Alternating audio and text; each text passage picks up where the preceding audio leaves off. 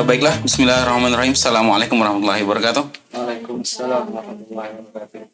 Alhamdulillahirrabbilalamin. Ya, kawan-kawan, selamat datang kembali di podcast Universitas Muhammadiyah Pontianak, yang mana ini sudah memasuki episode-episode selanjutnya dari perdana kita di awal Januari kemarin. Nah, kawan-kawan, jangan lupa untuk like, share, komen, dan subscribe di akun Universitas Muhammadiyah Pontianak. Nah, pada malam hari ini kita lagi-lagi mengadakan podcast, dan memang ya hal-hal yang akan kita tanyakan, hal-hal yang akan kita ketahui, memang mungkin itu merupakan pertanyaan-pertanyaan dasar atau pertanyaan-pertanyaan yang mungkin selama ini tidak tertanyakan. Nah, makanya kita adakan di podcast ini, dan pada malam hari ini yang akan menjadi bintang tamu atau narasumber kita pada malam hari ini adalah abang dan kakak dari organisasi Tapak Suci di Universitas Muhammadiyah Pontianak.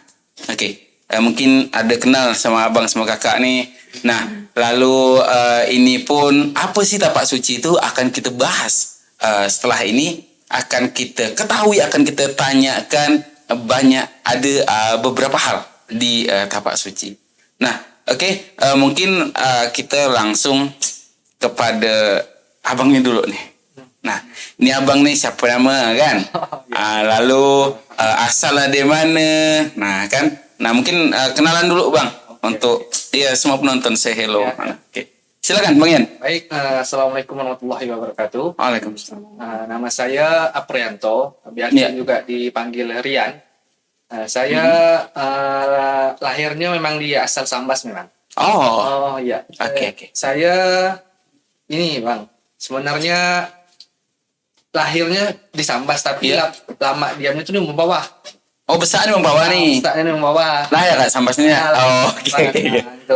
Jadi dari Membawah balik dulu ke kampung, habis itu lanjut kuliah di Pontianak ini. Oh gitu. Iya. Jadi di Pontianak ini saya ngambil jurusan ekonomi bang.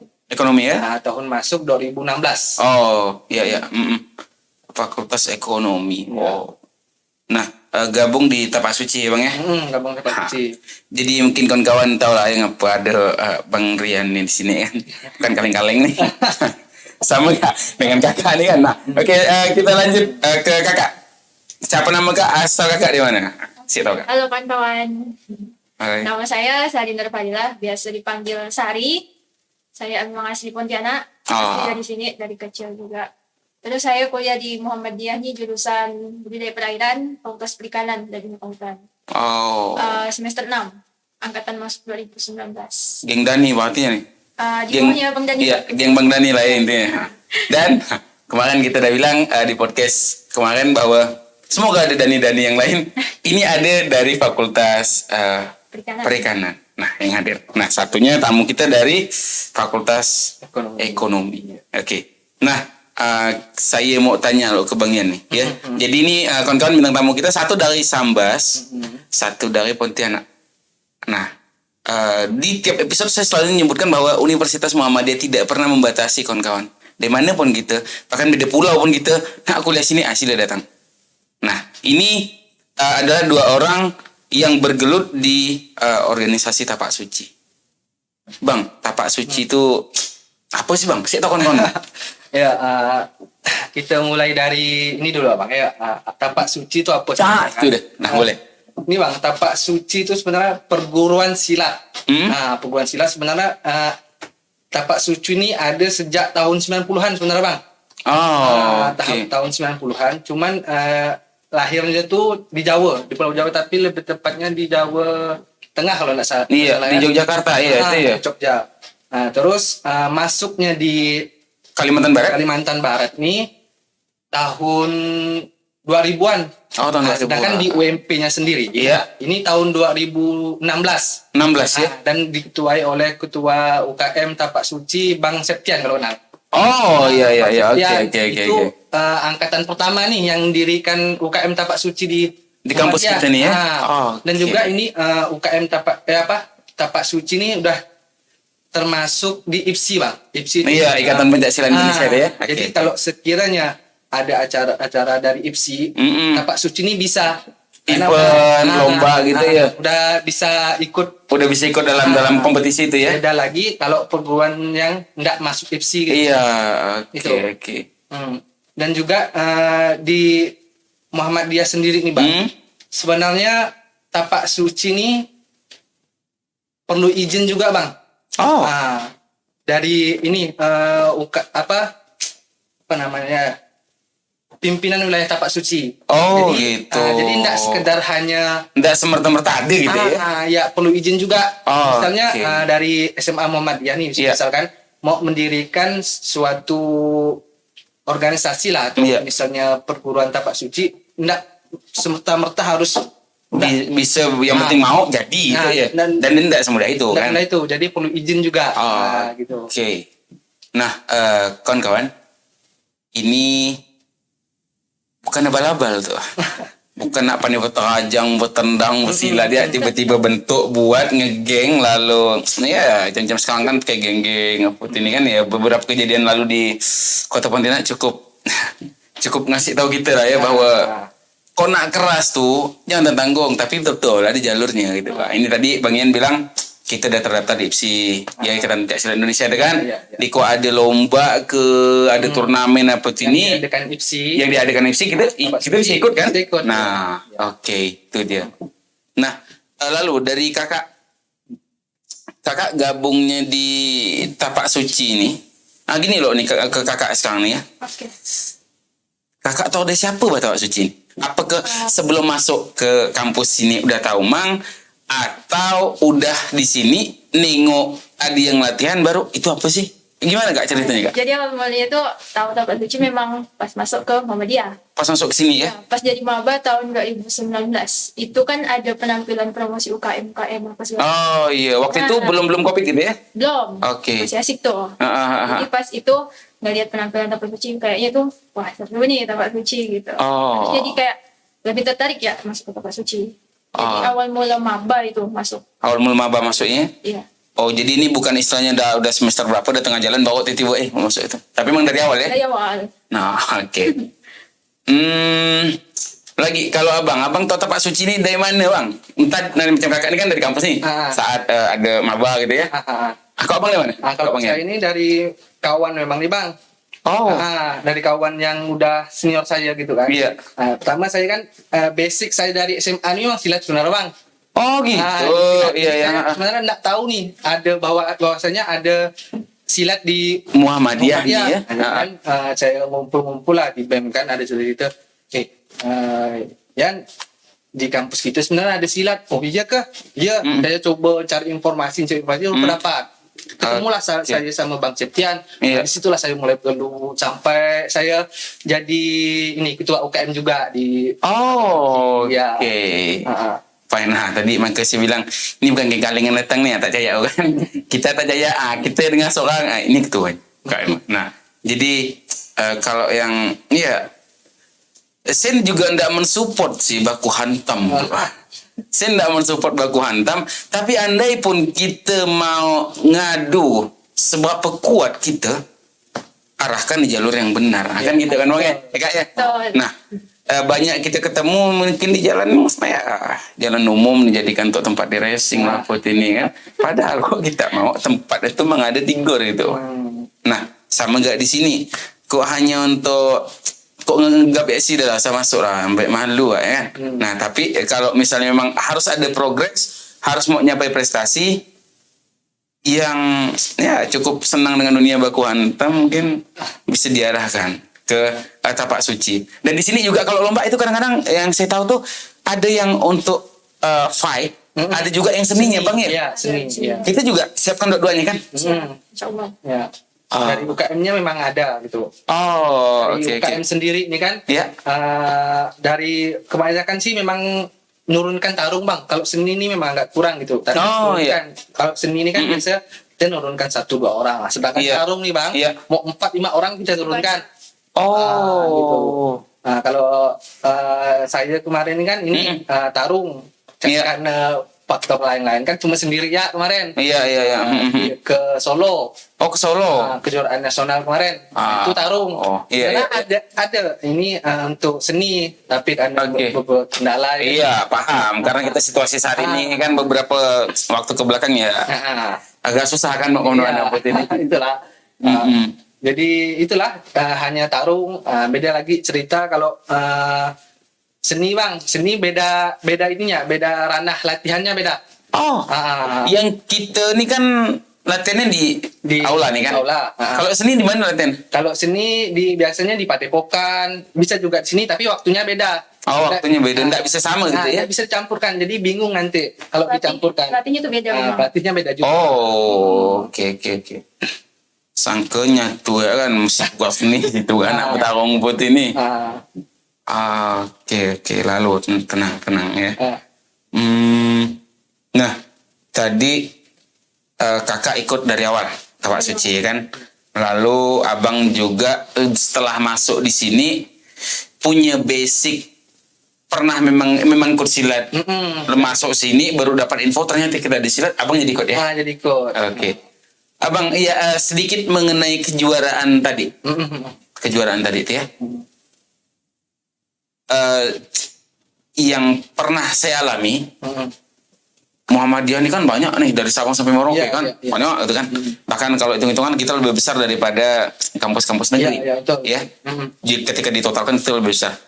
Yang abang ke Solo kemarin itu, apakah itu agendanya untuk IPSI senasional atau tingkat Muhammadiyah nasional kan? Dia tingkat Muhammadiyah. Tingkat Muhammadiyah nasional ya? Hanya Tapak Suci ya, khusus Tapak Suci ya. Oke. Tapak Suci Muhammadiyah. Itu. Jadi enggak beda lagi cerita kalau IPSI beda. Iya, kalau IPSI kan banyak perguruan kan. Jadi itu hanya Tapak Suci dan menggunakan peraturan Tapak Suci. Waktu tarungnya beda tuh, peraturan Tapak Suci dengan IPSI beda juga. Pas tarungnya beda. Kalau misalnya kan kita kasih contoh lah ya. Kalau IPSI itu kalau serangannya itu dibatasi 5 serangan. Misalnya tes 5 masuk, henti ada sini. Nah kalau Tapak Suci enggak sampai 6 dia. Tas. Pas gitu juga semisalnya dari Tapak Suci nih ya. Tinjuan nih masuk, misalnya masuk body, itu langsung dihitung. Wasitnya langsung dihitung. Kata masuk, beda lagi kalau FC beda dia, beda cerita. Memang punya kebijakan masing-masing gitu kan. Oke. Selain di Solo, di mana nih? Popda kita di sini nih. Di Pontianak juga. Iya, seprovinsi ya artinya. Iya, kita dari KM Tapak Suci ini dari pihak wanita juara 1. Popda. Alhamdulillah. Oke. Itu sekarang dia nih jadi tentara dia. Wow. Kalau tentara wanita apa sih sebenarnya panggilannya? Kowat ya? Iya. Kowat ya sekarang. Tentara yang ceweknya ya? Yang cewek. Sekarang dia jadi tentara. Karena apa? Karena prestasi dia silat sih sebenarnya. Nah, ntar bang. Ini yang memang selalu kita coba tanyakan, kita coba selalu pancing di tiap podcast, ya. Nah, kalau kemarinnya untuk sebagai sampel contoh ke kawan-kawan mungkin masih agak iya bisa atau ada kemanfaatnya ketika kita udah lulus. Malam ini Bang Rian udah sebutkan, kakak juga udah menyampaikan tadi, ternyata dengan prestasi bukan istilahnya gimana ya, bukan kita yang cari kerja gitu ya kan, tapi kerja yang cari kita. Ini udah dibuktikan oleh salah satu anggota dari UKM seni di Tapak Suci yang berhasil jadi tentara perempuan ya bang ya? Iya. Oke. Nah, sekarang ke kakak nih. Kakak ikut kelas tarung juga atau seni? Saya seni. Kelas seni ya? Tapi masih baru mulai proses. Soalnya kan dari tahun 2019 tuh kan semester 1 aja gitu tuh. Dan semester 2-nya pandemi lah ya. Tidak ada sama sekali. Terus pas semester 5 baru mulai lagi. Jadi saya lebih memilih ke seni. Lebih memilih ke seninya. Apa ini main kok parang gak apa biasa kok seni kan tatap bertombak ke atau apa gitu bang? Kalau seni itu sebelumnya ada 3 ya. Ada seni tunggal, seni ganda, seni beregu. Oh, tunggu. Tunggal, ganda, beregu. Tunggal seorang, ganda berdua. Beregu ini berapa orang nih? Beregu bertiga. 3 orang ya? Iya. Oke, lalu lanjut. Nah, saya nih seni tunggal. Seni tunggal itu di situ ada jurus tangan kosong. Itu ada 7 jurus. Terus ada golok. Itu kalau nggak salah 4. Dan juga toya. Toya itu tongkat. Itu ada 3 jurus. Jadi totalnya 14 jurus kalau seni tunggal. Tongkat bukan tombak ya? Bukan. Tongkat ya? Toya rotan gitu. Oke, kawan-kawan. Jadi atas ujung-ujung tumpul semua kan? Tumpul, aman. Tumpul semua kawan. Jadi ini bukan ada yang nak bertajam bercucuk tuh, Pak. Jadi ada 3 alat yang dimainkan itu? 2 aja, yang satunya tangan kosong. Oh, 1 tangan. Oh iya. Oke, sorry. 1 tangan kosong, lalu yang pakai golok. Ketiga pakai toya tadi itu ya. Oke. Kakak, masih di kakak nih ya. Nah, ada kesulitan antara tangan kosong dengan kita pegang alat, ada enggak? Mungkin ada ya. Kalau kakak kemana? Udah sampai ke bagian apa yang 3 nih? Udah semuanya ke? Belum. Oh, belum. Baru mulai, jadi masih di bertahap di jurus 4 masih. Oh. Dari 7 tangan kosong, abis itu baru golok. Dan itu tiap level tingkatan jurus ini kan tadi kan ada yang tangan kosong ini kan ada 7 tingkatan ya? 7. Ada 7 jurus. Iya. Lalu apakah itu dipelajari langsung semuanya atau satu dulu? Habis 1 clear, 2, 3. Kalau dari saya pribadi sih satu-satu ya? biar nggak lupa gitu loh. Oh. Saya latihan malam ini 1 jurus, terus latihan satunya 1 jurus lagi gitu. Oke. Diulang-ulang biar nggak lupa. Iya. Soalnya kalau langsung 7 kan nggak ingat. Iyalah, langga-langga lah kan. 1 gabung ke 5, 4 tambah ke 2, udah hal situ kan. Ini apa? Ini nak ngapo budak ni? Jadi tak jelas semua dia. Kakak latihan di mana, Kak? Latihan di audit. Saya itu di audit kita juga. Di audit juga. Ada juga latihan tambahan itu namanya TC. Jadi saya latihan di situ. Soalnya di UKM itu belum ada bang ya pelatih seni kan. Jadi saya latihan dengan pelatih yang lebih senior lagi lah. Oh, gabungan gitu ya, Kak ya? Gabungan. Kita Pak Suci juga ya. Tapi latihannya di audit kita sini. Di audit. Harinya sama atau beda dengan yang tarung? Beda. Beda tadi ya? Beda. Kakak tiap hari apa? Setiap hari Selasa sama Jumat. Jam? Habis Isya. Habis Isya tuh. Kira-kira sampai jam berapa tuh? Jam 10 biasa gitu. Jam 10 gitu ya. Nah, saya bertanya nih, saya nak kasih tahu kawan-kawan. Nah, Selasa sama Jumat. Nah, ini kan kawan. Jadi gini gini abang sama kakak. Proses ketika ada kawan-kawan yang mau ikut nih, mau join ya, mau join gitu. Harus mendaftarkan diri di UKM dulu ke secara prosedurnya, lalu apa syaratnya itu, Pak? Itu gimana tuh? Iya. Jadi sebenarnya enggak ribet sih, Bang. Kalau misalnya dia mau join di UKM Tapak Suci di Muhammadiyah, hanya tinggal menghubungi pengurusnya sih. Jadi tidak ada syarat khusus sih sebenarnya. Iya. Jadi kalau udah join ya tinggal ini beli seragam mungkin. Beli seragam ya ikuti prosedur latihan. Itu sih tidak ada syarat khusus harus ini harus itu enggak. Dan daftarkannya bisa di UKM kita berarti sini. Bisa ya. Nanti kalau dari sini terdata nanti di nanti kan ada tingkatan 5. Iya. Kalau dia ini kan udah siswa 1. Iya. Siswa 1 nanti ke siswa 2, siswa 3, siswa 4. Kalau udah kader, itu udah terdata di pimpinan wilayah Tapak Suci. Oh, kalau udah masuk ke kader terdata di pimpinan wilayah ya. Oke, sebentar. Nah, kawan-kawan, dengar kata Bang Ian tadi, kok kita nak ikut, kita pergi ya ke UKM, daftarkan diri. Nah, itu istilahnya terdaftar di rayon kita sini dulu ya. Iya. Nah, lalu ada tadi Bang Ian bahas tentang tingkatan. Nah, habis ini kita tanya lebih detail tentang tingkatan. Nah, tapi yang jelas tadi ketika sudah masuk tahap kader baru terdata di pimpinan wilayah Muhammadiyah Provinsi Kalimantan Barat, Bang. Oke. Nah, Bang Ian. Tadi Bang Ian sebutkan ada siswa, lalu ada kader. Iya. Ya. Untuk tingkatan nih biasa kan pakai sabuk warna-warna kan, merah, kuning, hijau, langit biru gitu kan. Nah, lalu kalau di Tapak Suci ini itu gimana Bang? Pakai sabuk juga? Baca gimana? Nah, pakai sabuk ya Bang, tapi sabuknya ada 3 warna ya. Pertama warna kuning, kedua biru, ketiga hitam. Setiap naik dari kuning ke biru itu ada tingkatan lagi.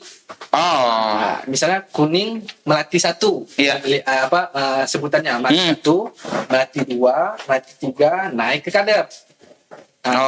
Kader 1, kader 2, kader 3, kader 4 naik ke pendekar. Pendekar tuh udah sabuk hitam.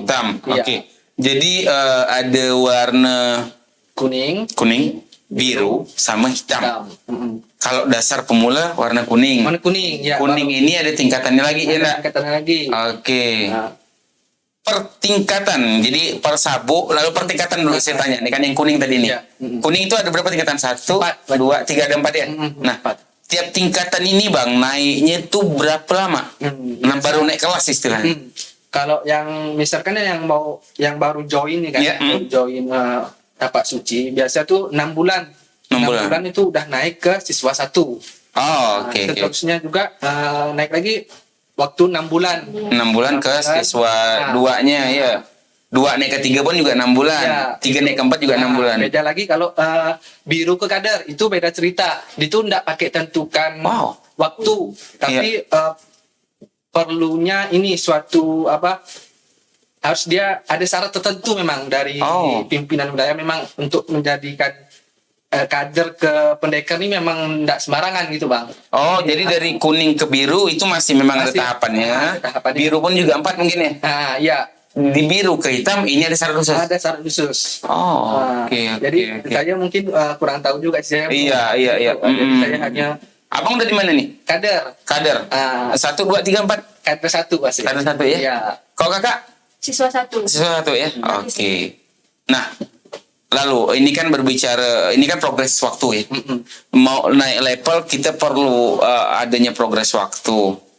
Sementara beberapa tahun ke belakang kita tahu seorang kondisi negara kita, lalu dengan adanya beberapa peraturan A, B, C, D, tentunya akan pengaruh ke waktu untuk peningkatan kelas atau level ini ya. Kalau Bang Rian sendiri, sebagaimana terasanya sih dengan pola kita harus jaga jarak lah, WFH dan lain sebagainya. Jangan enggak kegiatan kita waktu itu? Sebenarnya ini Bang, sebenarnya bisa dikatakan bukan tapak suci ya sebenarnya. Di Muhammadiyah ini bisa dikatakan vakum lah sebenarnya. Sejak ada lagi tenor-tenor. Gitu gak kampus libur. Ya mau gimana, mau tidak mau terpaksa lah kita op juga. Kita ngikut juga. Kendalanya di mana? Kita ketinggalan materi, ketinggalan ilmu-ilmu yang lain kan. Jadi itu sangat berpengaruh lah terhadap ini. Yang banyak kawan-kawan yang balik kampung, segala macam kan. Jadi kita infokan lah misalnya ada latihan tidak ada yang datang, ya udah mau tidak mau kita opkan sampai keadaan ini membaik. Keadaan membaik nih sekarang ini kan baru-baru juga Bang kita nih baru mulai aktif lagi. Mulai aktif juga. Karena kan kita kan baru masuk semester. Baru ngumpul lagi kan di kampus ini mulai aktif lagi. Gitu. Nah, lumayan terasa ya waktu kan. Lalu kalau kakak gimana kak? Kan 2019 mau gak masuk nih kan, cerita nih kan. Mau gak cuil tiba-tiba pandemi. Apa yang terjadi kak? Jadi awalnya kayak semangat lah dia latihan, udah hafal beberapa jurus, terus tiba-tiba pandemi. Jadi di rumah nih malas gitu kan. Jadi lupa tuh sama pandemi itu, nggak ada diulang lagi. Jadi pas mulai latihan lagi tuh kayak mau ngumpulinnya tuh kayak ya ampun malasnya gitu. Harus mulai dari awal lagi, dari nol lagi ya. Lagi gitu kan. Jadi sempat bikin motivasi nih buat latihan lagi tuh. Bikinnya satu ya motivasi. Beli baju ini buat apa kalau nggak dipakai? Jadi keren. Mulai lagi latihan mulai kan. Habis itu nggak lama disuruh ikut UKT Bang. Kan? UKT. Suruh UKT tuh udah mungkin sekitar berapa bulan latihan tuh disuruh UKT. Apa UKT itu kak? Ujian kenaikan tingkat. Dengan UKT, ujian kenaikan tingkat. Nah, kalau kita kan sini kampus ada ujiannya kan, itu ujian lain, untuk ujian nilai itu Pak. Ini ujian kenaikan tingkat. Itu kakak kan seni nih? Seni. apa aja yang dilakukan atau apa aja yang dinilai untuk kenaikan tingkat itu? Kalau kenaikan tingkatnya antara seni sama laga tuh sama. Oh. Kayak kalau saya kan dari siswa dasar ke siswa 1, itu yang diujiankan tuh jurus-jurus dasar. Oh. Jurus dasarnya itu diujiankan, terus tata cara pembuka sama penutup latihan itu ada, terus sikap-sikap tapak suci dan dasar itu karena masih dasar kan. Terus selain dari ujian jurus-jurus itu juga ada ujian kemuhammadiyahan sama juga seputar tapak suci itu ada yang tertulisnya. Jadi action dan tertulis. Iya. Juga baca Al-Qur'an. Juga ada ya? Yes. Wow. Jadi sedemikian include dikemas dengan rapi. Oh. Luar biasa. Saya selalu kayak gini gitu, Pak. Ternyata dengan kalau misalnya kita hanya membahas tentang silat, kasat mata mungkin tidak ada hubungannya ya. Tidak ada hubungannya dengan tertulis. Apa gak hal situ orang silat nak nulis gak gitu kan?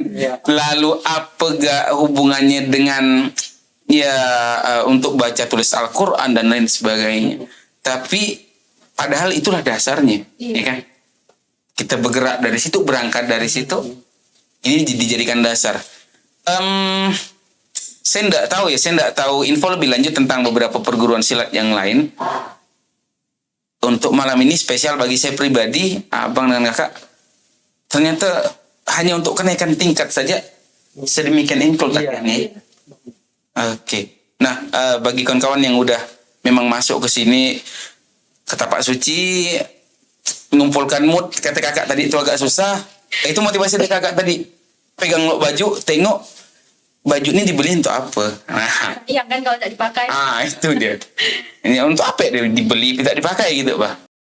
Nah, kawan-kawan, tadi udah kita dengar beberapa tahapan, beberapa proses, lalu include-nya sebuah syarat yang digunakan untuk kenaikan tingkat, ya kakak abang ya.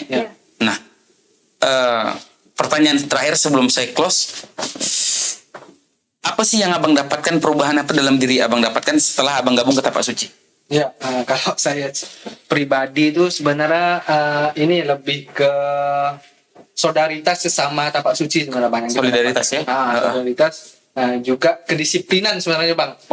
Jadi pas kita latihan tuh ditanamkan secara disiplin. Jadi secara tidak langsung kita nih secara pribadi udah terbiasa ya?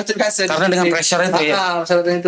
Jadi juga dapat juga melindungi diri kita sendiri. Jadi kita latih, jadi refleks kita tuh bagaimana melatih kalau misalnya ada keadaan darurat itu, refleks kita membantu gitu. Jadi sebenarnya kalau dari saya. Kalau kakak, ada perubahan dari sebelum kakak masuk sehingga sekarang? Pasti ada. Ada ya? Apa kak? Kalau dari saya pribadi ya, saya termasuk orang yang suka mageran sebenarnya. Dengan ikut tapak suci itu kayak otomatis memaksa diri buat malam ini latihan, ayo lo latihan gitu. Harus bergerak gitu ya? Harus bergerak jadinya kan.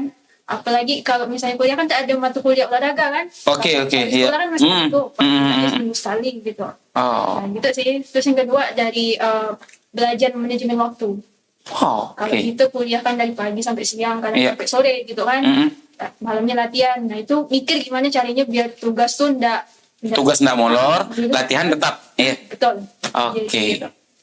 Ada komitmen, lalu ada kedisiplinan di sini. Nah, jadi ketika kawan-kawan niat join, mau gabung, silakan Bang Rian sama Kak Sari selalu terbuka, welcome untuk kita semuanya. Karena kita di sini sama-sama belajar ya Bang. Betul. Nah, lalu terakhir, apa pesan-pesan Abang untuk kawan-kawan yang udah tergabung di tapak suci saat ini, lalu untuk beberapa orang mungkin yang mau gabung ke sini, apa pesan abang untuk kawan-kawan?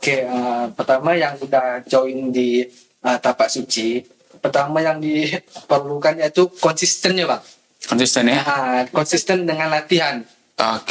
Betul kata kakak saya tadi, memanajemen waktu itu perlu. Manajemen waktu jadi memang prioritas kita kuliah, betul ya.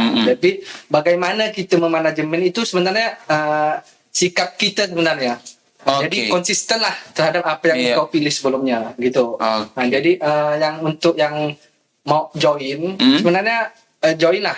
Itu pun untuk kebaikan kita sendiri. Untuk kebaikan kita juga ya kan. Selain untuk jaga diri dan juga nambah kawan nggak? Nambah kawan, relasi kan. Iya. Gitu kan. Dan pas kalau udah masuk itu tadi konsisten. Iya. Tetap latihan, saling jaga sama-sama kawan, tidak silaturahmi. Itu ya sih sebenarnya. Dan juga masuk pun tidak terlalu ribet. Cuman daftarkan diri udah. Terdata di UMP gitu.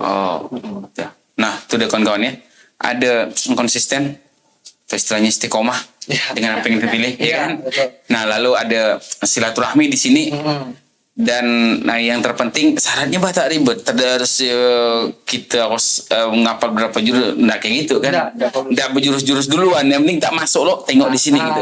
Iya. Nah, lalu konsisten atau istiqomah tadi, jangan sampai euforia sesaat yang kita miliki ketika ya suka aja nih awal-awal kan. Nah, biasa karena maklum kan.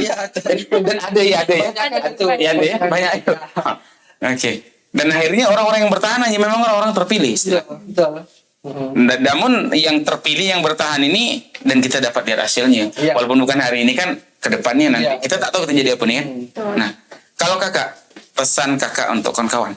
Pesan untuk umumnya lah ya. Iya, umumnya secara umum. Untuk perempuannya khususnya, bela diri itu penting. Jadi apalagi kita perempuannya yang kita pernah dengar marak-marak gitu. Iya. Nah, jadi kalau di tapak suci sendiri itu ada namanya bela diri praktis. Jadi kalau misalnya kita berada di situasi yang darurat, orang mau jahat sama kita gitu, di tapak suci itu ngajarin kalau kita gimana caranya biar bisa melepaskan diri dari situasi tersebut. Itu pentingnya. Kalau misalnya kita saya langsung dipegang orang, itu ada tekniknya cara melepaskannya dengan mudah gimana gitu. Jadi bela diri itu penting sih, selain untuk olahraga juga untuk melindungi diri kita, melindungi sekitar. Ini selain prestasi, olahraga untuk kesehatan, yang terpenting bisa jaga diri kak ya. Nah, karena maklum dengan padatnya jadwal sekarang kan, ada beberapa kegiatan yang harus dilakukan malam gitu kan. Kita balik lagi sendiri apa itu ini. Ya dengan kondisi-kondisi yang selamat datang di Indonesia. Cukup membuat bela diri itu penting. Mungkin kawan-kawan, makasih banyak udah nyempatkan waktunya untuk nonton video kami bertiga. Kita udah tanya-tanya, kita udah tahu beberapa hal tentang apa tapak suci dan lain sebagainya. Makasih banyak kawan-kawan yang udah nonton, dan saya ingatkan lagi, jangan lupa untuk like, komen, subscribe, dan share akun YouTube Universitas Muhammadiyah Pontianak.